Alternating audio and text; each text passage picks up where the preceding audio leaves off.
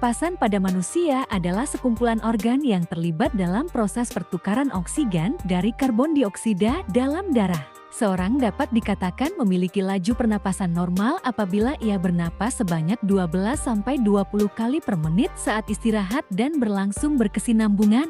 Tujuan dari sistem respirasi adalah untuk memperoleh oksigen dari udara ke jaringan tubuh dan membuang karbon dioksida. Pertukaran gas ini sangat penting. Organ-organ pernapasan manusia beserta fungsinya. Pertama, hidung sebagai gerbang utama keluar masuknya udara saat bernapas. Fungsi hidung sangat penting.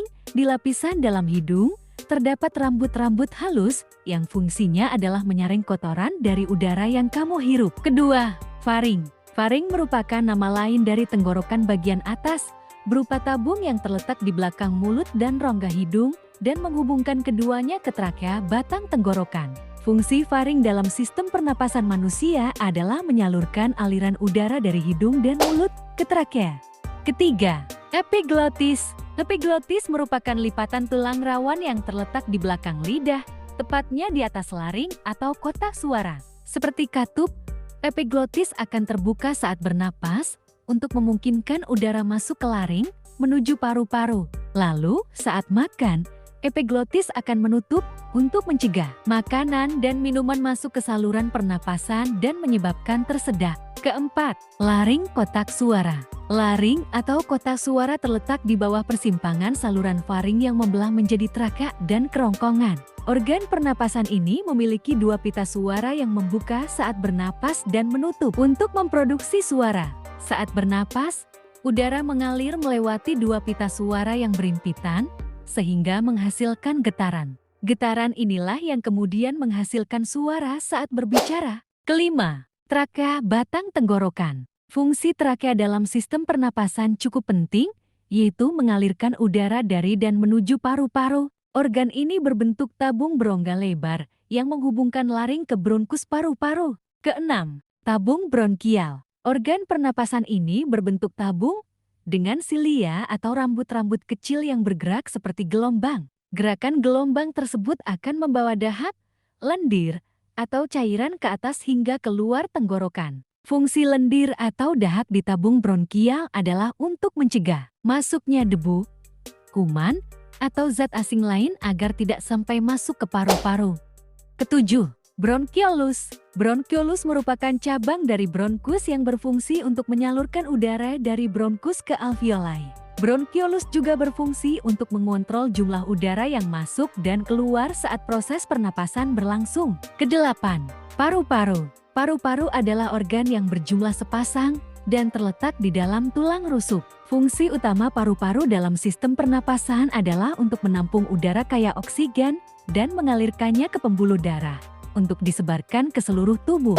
Kesembilan, alveolus. Alveolus adalah kantong-kantong kecil di dalam paru yang terletak di ujung bronkiolus. Fungsinya adalah sebagai tempat pertukaran oksigen dan karbon dioksida. Pada alveolus juga ada kapiler pembuluh darah. Kemudian, alveolus akan menyerap oksigen dari udara yang dibawa oleh bronkiolus dan mengalirkannya ke dalam darah. Setelah itu, karbon dioksida dari sel-sel tubuh mengalir bersama darah ke alveolus untuk dihembuskan keluar.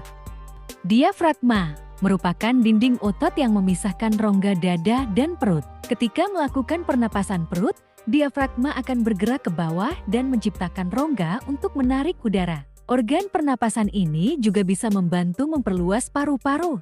Berikut adalah gambar organ pernapasan manusia beserta letaknya. Bagaimana proses bernapas pada manusia? Proses bernapas pada manusia adalah udara dari batang tenggorokan atau trakea masuk ke paru-paru melalui bronkus dan bronkiolus menuju alveolus dan terjadi pertukaran antara oksigen dan karbon dioksida pada pembuluh darah. Oksigen kemudian menuju jantung untuk disebarkan ke seluruh tubuh. Apa saja gangguan dan kelainannya? Pertama, flu. Flu adalah suatu infeksi virus umum yang dapat mematikan, terutama di kelompok resiko tinggi. Flu disebabkan oleh virus influenza yang mudah menular. Penularan seringkali terjadi ketika seseorang tidak sengaja menghirup percikan air liur di udara yang dikeluarkan oleh penderita melalui bersin atau batuk. Gejalanya meliputi demam, menggigil, nyeri otot, batuk, pilek, sakit kepala, dan kelelahan.